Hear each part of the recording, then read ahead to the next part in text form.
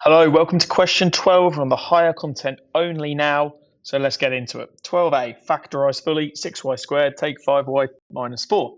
So first thing we do is a times by c. We're going to do 6 times by negative 4, which gives us negative 24. So we need two numbers that will multiply to make negative 24, and they're going to add to make negative 5.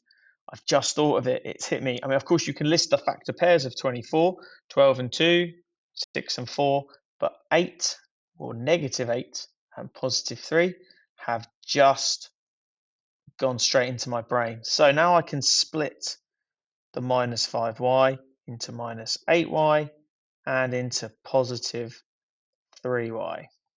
Now, first step, factorize this left-hand side. Looks like I can take 2y out of it, and I'm left with 3y minus 4, and then plus one lot of 3y minus 4. Now, this is a tough concept for people to understand. We struggle with it, but if we've got 2y lots of something, and we've got one lot of something, we've got 2y plus 1 lots of something, and that's how we can combine those two numbers to get to that factorization. So that's part A done. Part B, express this as a single fraction in its simplest form. So we need to have common denominators. So if we multiply top and bottom by 3 on this one, so I'm going to put times by 3 over 3, and this one on the right times by 4 over 4. The reason why I'm saying that is because we're mathematically not changing the numerical value of these, but we are changing what they'll look like. So 3 at the top is 6x plus 3, and then at the bottom we've got 12x plus 4 times 7, 28, take away 20x is over 12x because that's multiplied by 3. Now we can add it all together because it's all going to go over 12x, and we can add these two top parts. So 3 plus 28 is 31, and then that is subtract the 14x. Okay, happy with that? So let's scroll on down to our next question. Question 13. Oh, if you see a tree diagram and you're aiming for a 4 or 5, the tree diagrams are easy marks towards the end of the paper. Harmon has 2 bags of beads. In bag A, there are 3 white and 7 black. In bag B, 5 white, 4 black. Harmon takes a random bead from bag A and bag B. Complete the tree diagram. So even these bags are just separate. So we've got 10 in total there and 9 in total there. So for white, it's 3 out of 10. And then 7 out of 10 for black. For B, it's 5 over 9 for white, and that's the same on both branches.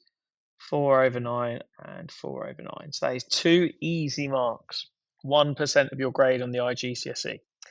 Work out the probability that Harmon takes 2 beads of the same colour.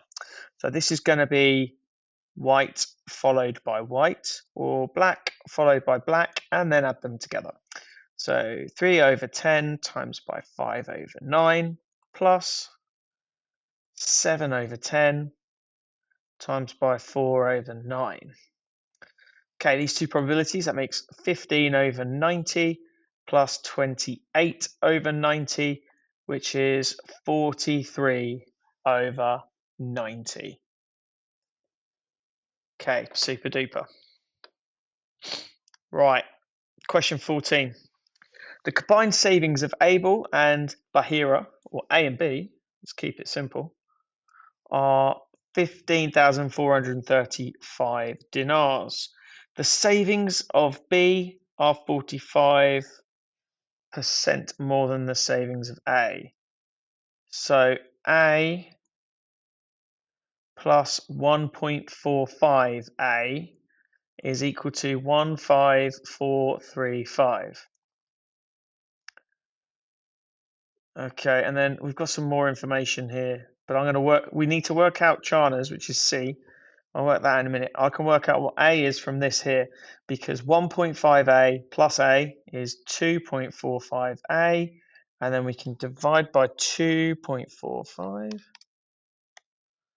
if my calculator will work. 15435 divided by 2.45, that gives us A is equal to 6,300, and then times it by 1.45, and therefore B is equal to 9135. Better just say that I divided by 2.45, and I'd better say from here to here I've times by 1.45. The savings of it's 1.5 times the savings of Chana. So Chana times by 1.5 will equal B. So Chana will equal B divided by 1.5. 9135 divided by 1.5. Oh, my calculator didn't put answer in there. Silly calculator. So C is equal to 6,090. Okay, so that is 14 done. On to 15. So the function f is defined as follows. State the value of x that cannot be included in any domain of the function f. Now, this will be the number that makes the denominator equal to 0 because we cannot divide by 0. 0 is undefined and creates asymptotes on graphs. So x, oh, that's not an x, is it? X equals 2, you guessed it. Okay, part B, find the inverse function. So what I like to do here is I like to say that x equals 3y plus 1 over y minus 2. So I've just swapped the x's and y's over. And if I now completely rearrange this, we are going to get it into y equals, which will give us that inverse function.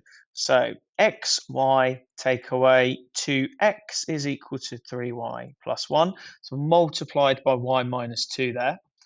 Now I'm going to get all of the y's on one side. So xy take away 3y is equal to 2x plus 1. So I've added the 2x over and subtracted the 3y in one foul swoop. Then we factorize, so x minus 3 is equal to 2x plus 1. And then we divide throughout by x minus 3, which gives us our inverse function. Okay, we've got a little bit of time for the next one. Question 16. Oh, nice. Right, there are 20 sweets in a box. 15 are red, 15 are 5 are yellow. Fred takes 3 random sweets from a box. Work out the probability that Fred takes at least one sweet of each color from the box. All right, I'm gonna do this a different way. So I'm gonna do 1, take away the probability that he gets red, red, red, and the probability that he gets yellow, yellow, yellow, because all the other probabilities will have a mixture of red and of yellow.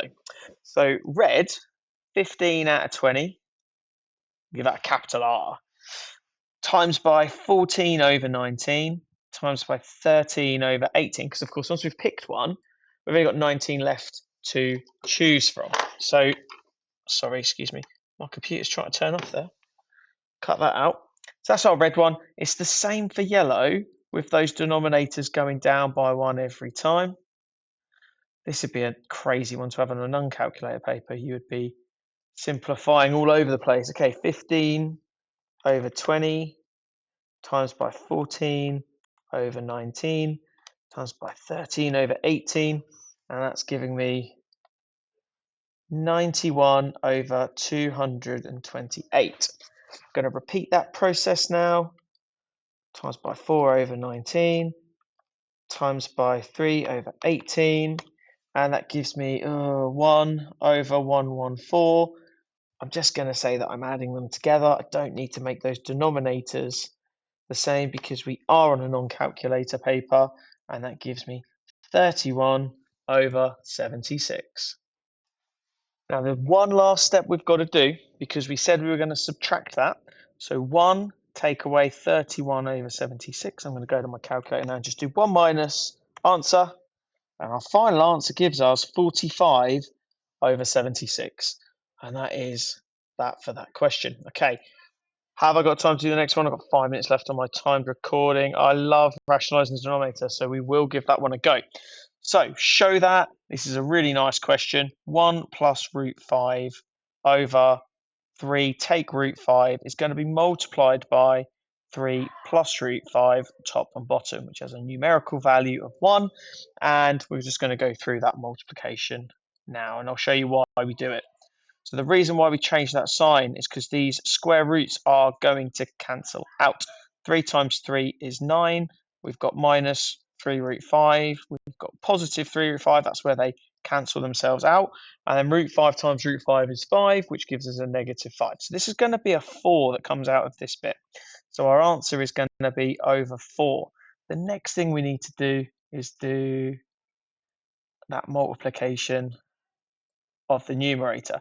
So 1 times by 3 is 3.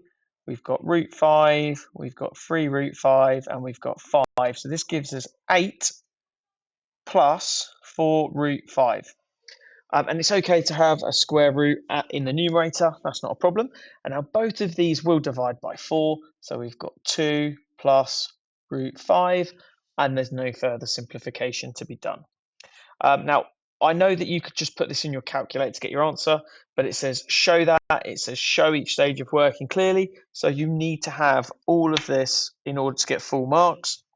The examiner will be looking for those method marks and adding them. You will not get away with just putting the answer. Right, that's it from me. I'll see you at the next video. Bye-bye.